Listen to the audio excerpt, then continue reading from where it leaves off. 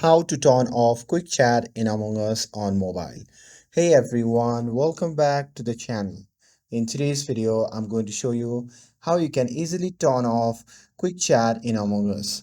So now without further ado, let's get started. So first thing first, open the Among Us app on your phone. And now here, once you're inside the main dashboard of Among Us, just tap on the play button. And now here you will see three options.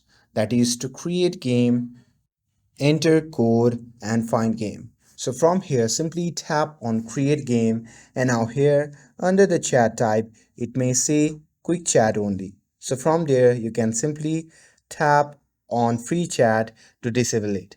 And here once you tap on the free chat, it will enable all players in your hosted game to type messages freely without any restriction. So here you can feel free to adjust all the settings, and once you're done with that you can simply tap on create game. And after that, on the next pop-up you can just tap on confirm to start your game with free chat enabled. And that's it. That's how you can turn off quick chat in Among Us. With this, if you found this video helpful, then don't forget to like, share and subscribe to get updated for more videos. Thanks for watching, and I'll see you in the next video.